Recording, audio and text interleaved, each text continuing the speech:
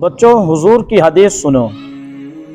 نبی پاک نے فرمایا میں اسے اپنا مومن ہی نہیں مانتا۔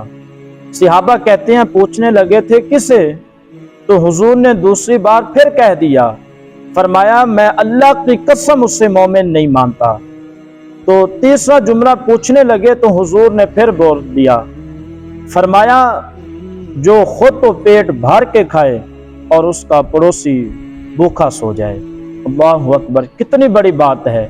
اس حدیث سے ہمیں سبق ملتا ہے کہ ہمارے آس پاس پڑوسی بھوکے سو جائیں اور ہم اپنا پیٹ بھر کے کھا لیں، حضور فرماتے ہیں میں اسے مومن نہیں مانتا۔ تو آج کے دور میں کیا ہے، ہر انسان کو اپنی اپنی پڑی ہے، آس پاس پڑوسی غریب یتیم مسکین کسی کا خیال نہیں ہے۔